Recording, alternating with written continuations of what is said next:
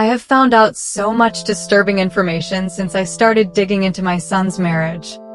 I feel guilty for doing so, but what started out as just trying to confirm whether or not my daughter-in-law was an escort has taken on a life of its own.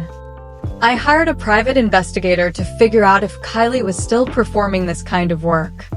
I had him follow her for 2 weeks, and he reported back that she did not meet with any other men or women during that span of time, other than a girlfriend she had lunched with 2 or 3 times.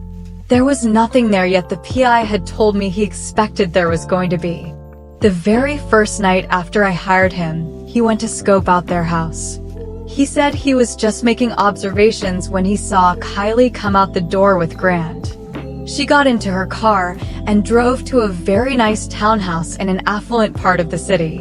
The PI told me he was sure she was there to meet some older married man. He has seen this kind of thing play out this way numerous times. He watched for 2 days as Kylie and Grant stayed at this place. No one else came or went from the residence except the 2 of them. They went to a park and played on the playground, and went to get food twice. He said he was sure no one else was there. In the 2 weeks he observed her, 8 of the nights she stayed at this townhouse, and she spent all of each Monday there.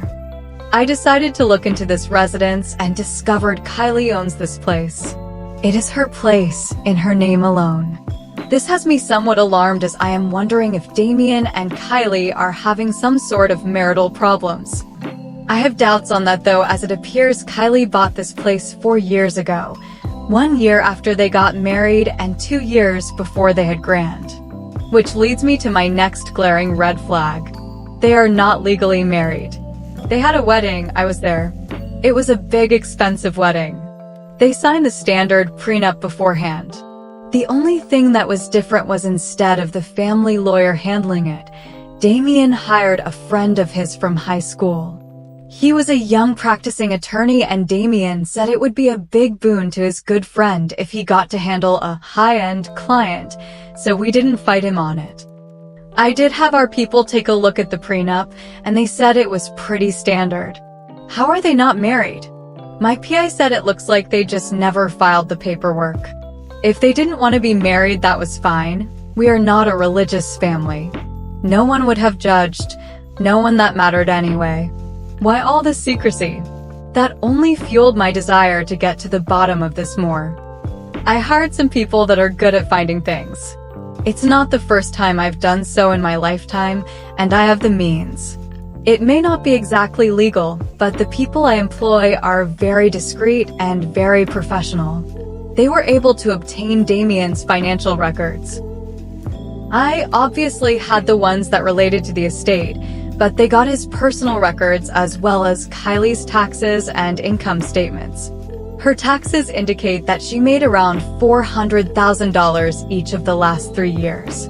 She is a stay-at-home mom. Her tax statement lists her as a self-employed interior designer. I have never heard her mention being an interior designer. Also, within the records, there were 3 large money transfers over the last 6 years. 2 for $750K and 1 for $500K. They go from his trust to their joint account to Kylie's personal account.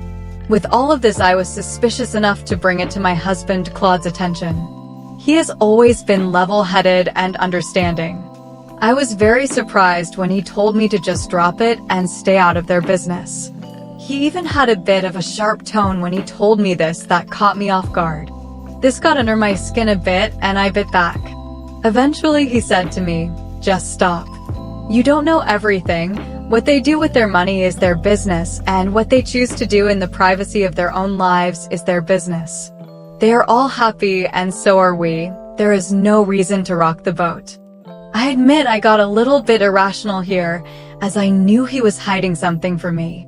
We fought a little bit more about it, and I walked away from him. Upset, I made a rash decision and drove over to Damien and Kylie's home, intent on confronting them. They have a nice big house, but nothing over the top. I let myself in the side door, which was a mistake. They didn't hear me come in, and when I walked into the living area, I saw Kylie cleaning the house, completely naked. Damien was sitting on the couch watching her and enjoying the show. I screamed, "Oh my God!" They both freaked out as well. Damien quickly tried to cover up, and Kylie turned to head out the room, but before doing so, in a panicked voice asked Damien, "Should I cover up?" Which he quickly replied, "Yes, please do so, baby." Damien popped up rightfully agitated with me. He was heated until Kylie came back out in a robe. She smoothed everything over, even made a little joke about getting a sign that says "Roleplay in Progress" to hang on the door. I didn't say anything about what I learned. I was far too embarrassed. It was hours later when the whole scene began to cause me some suspicion. I don't care if they're being kinky. I may be 57, but I've done my share of kinky and still do sometimes, so that is what it is. I just wish I hadn't walked in on it. What bothers me is what she said after I walked in. Why did she ask him if she could cover up? That seems obvious. What kind of dynamic do they have that she would need to ask in that situation? All of this has me going back and forth between what my husband said and what I feel I need to do.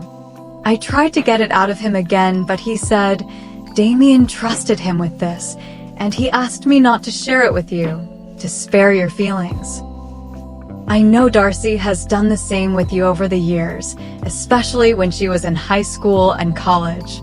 I never held that against you or asked you to betray her trust. I ask that you respect and trust me when it comes to this matter. I will do that. I will not press him, but that does not mean that I will not press our son for the truth.